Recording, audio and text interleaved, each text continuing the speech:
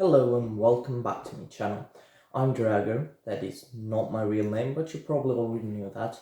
And welcome back to yet another video.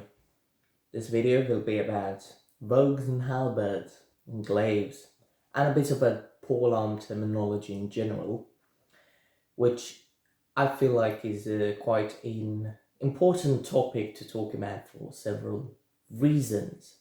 Now, the thing about polearm terminology in history is that it's everything from specific. We in the modern day have this urge to have very specific terminology, and at some point I can understand it. You want to easily be able to talk about a specific variation of a specific thing without having to describe it in detail, therefore you attach a term to it, which is absolutely understandable. The problem is that this type of very modern specific terminology is not something you see in history ever, basically.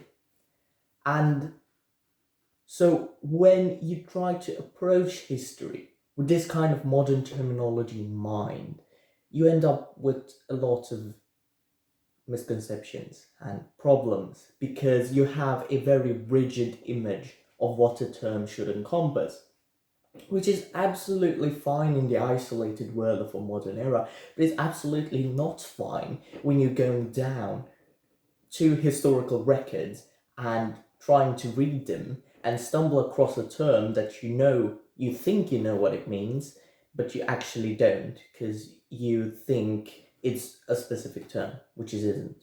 And this is especially true when talking about polearms. Polearm terms are the furthest away from specific as you can get. One single term can mean many things. And this is when you're talking about Voulges, bardiches, glaives, halberds. There's overlap between all of them. And this is something that people in the modern age don't really get behind.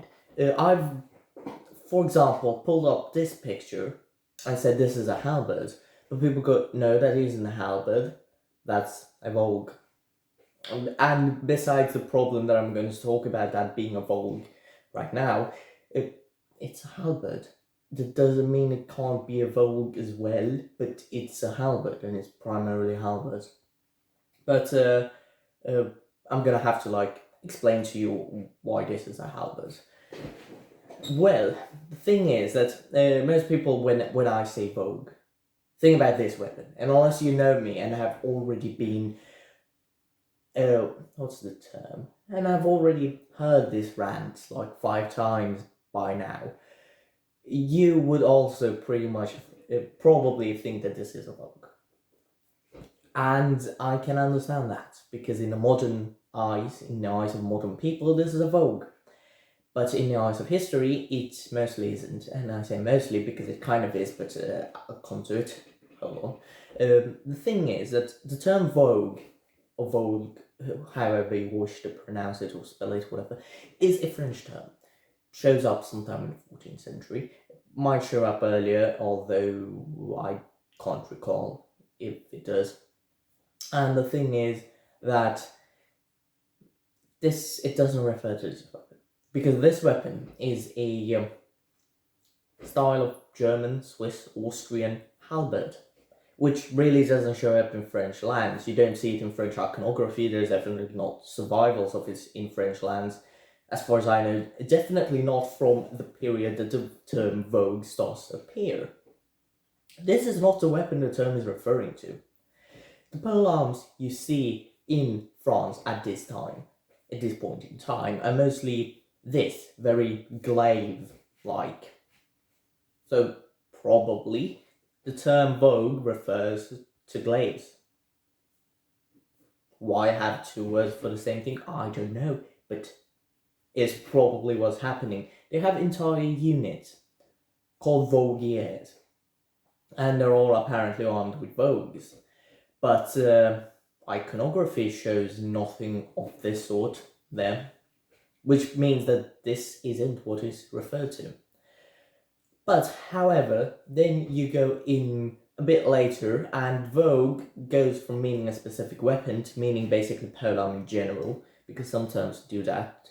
And then the French, most likely, this is how this came to be known as a Vogue.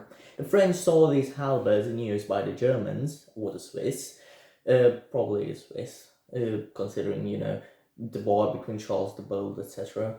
And they started calling them Vogues, because they called every polearm Voulges at that point in time, more or less.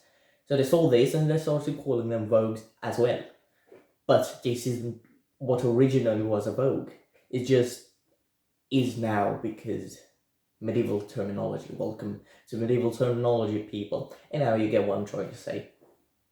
And therefore, now people go around thinking that Vogue only refers to this weapon, and that Voguiers all went around using this weapon, and that this is a Vogue and it's definitely not a halberd, except that it is a halberd, because that's what the term is, that's what the weapon is referred to in German and Swiss sources, because it's a halberd.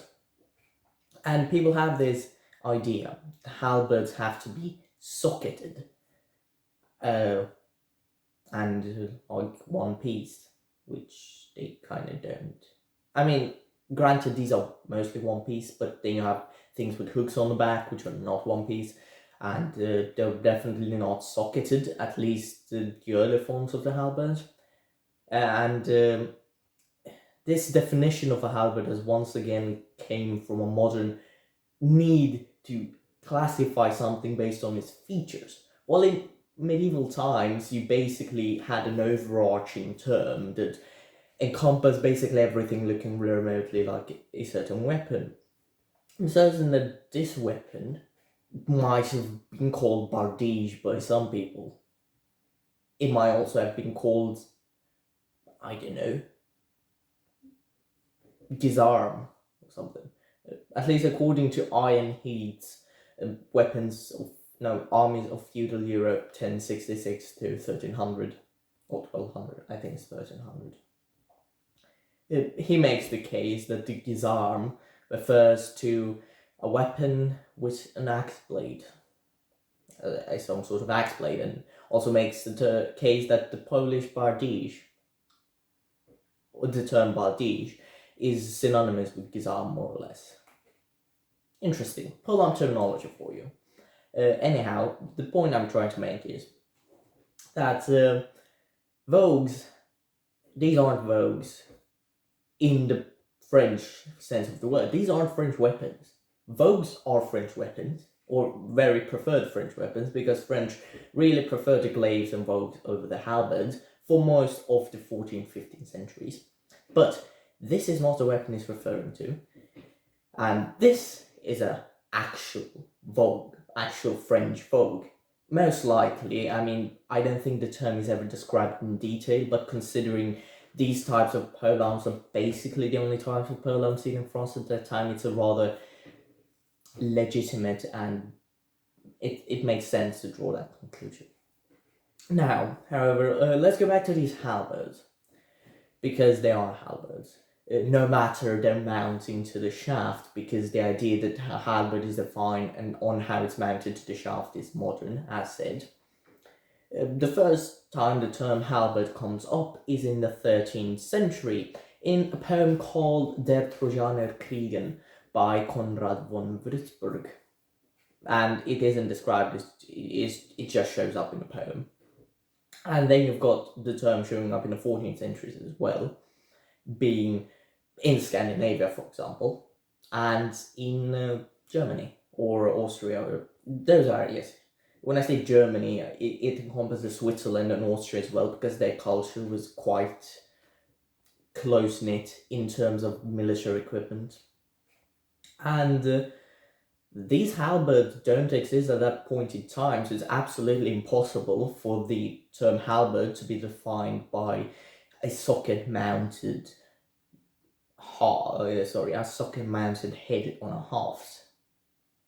However, going back to the term halberd, it is very possible that a halberd evolved out of Dane axes or bardiches, considering that, here's a chart. that I stole from someone. I don't remember who stole it from, but I'm gonna put out credits somewhere like here. This is the guy who made this chart from, and he posted it in the 13th Century European Armour Facebook group, which if you're not a part of, I really recommend going there. Now, no credit to me for making this image, but this shows a possible sort of Danax, Voulge, Spartax shapes in iconography in the 13th century. And if you take a look at the lower part, which is Germany and Austria, might have been Switzerland as well. I don't have the chart completely in my head, so I'm mostly going off memory here. You can see that the types of bardiches present there, or the types of axes, I think I'd say. It's much less messy to call them axes. The type of axes heads you see there seem to be reminiscent of these later halberds. They're also mounted on 2 points, and they also have a tip that's starting to point upwards slowly. And I think it is not a giant leap in logic to assume that these shapes are what gradually morphed into this shape. Though, are these weapons what were referred to as halberds in the Trojan Creek poem? I would say it's quite likely. I didn't see any other weapon type that could have been referred to as halberds. Iron Heath, once again from medieval armies of feudal Europe, in Scandinavia at least, makes a case, says that this type of long Danax might have been what is referred to as a halberd, and it might be.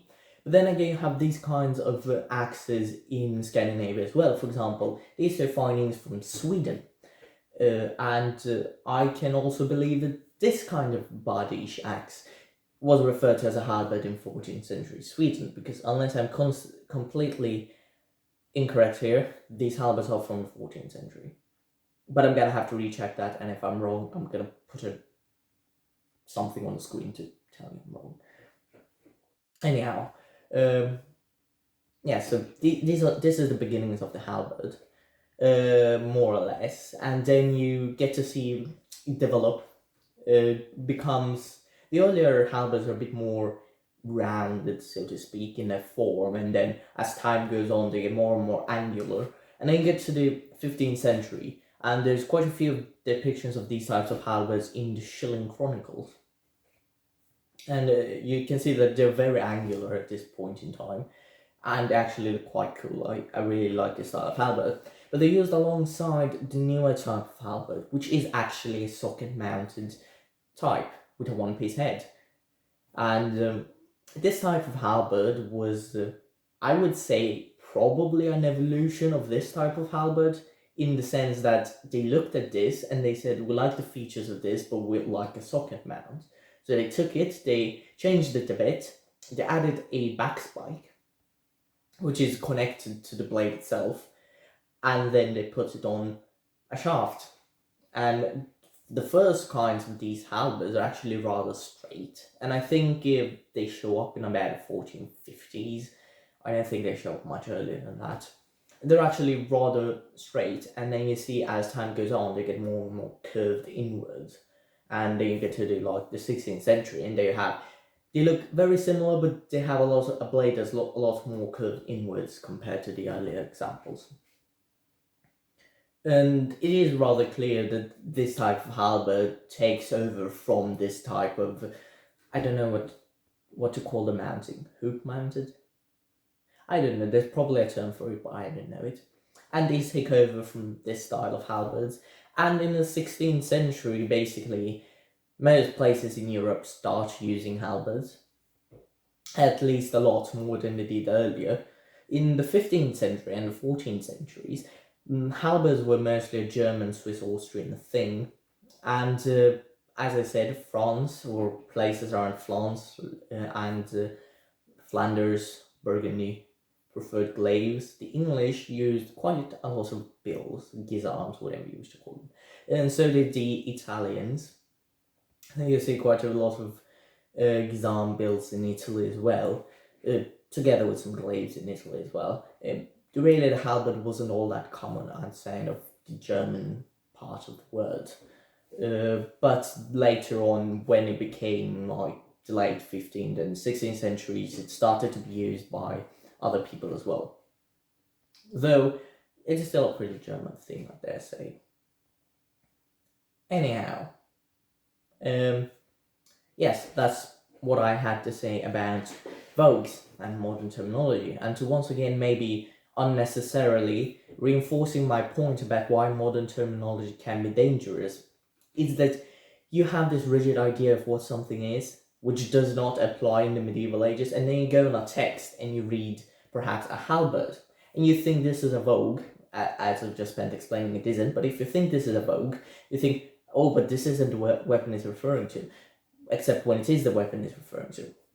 You think this is a bardiche, it's not a halberd. So when you read the text, you're like, oh, it's probably this style of halberd it's referring to, when it's actually referring to this weapon. So by all means, be specific in your modern terminology, but the problem is not everybody uses the same terminology as you, because it's not 100% universal. Not even in the modern age can we agree on what polearm is what. So it's probably better if you just describe the polearm you're talking about.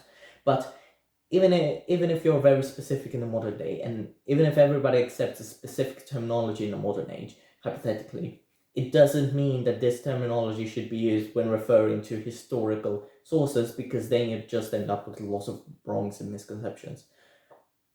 And yes, that's about what I had to say. I have another video planned on poleaxes, because poleaxes are an interesting topic, and I'm a lot of people that do medieval sort of He-Man stuff already knows probably what I'm going to say about poleaxes. A lot of people that don't and haven't looked into this specific thing might be surprised. So that's all I had for today. Without, if you disagree with something, if it's down in the comments, though, I try to be as little disagreeable as possible. And if you have any other thoughts, leave them down in the comments. If you somehow found this video, which I will be very surprised if you do. Anyhow, that's once again all I have to say for today. I'm repeating myself. I hope you have a good day, and I'll see you all next time.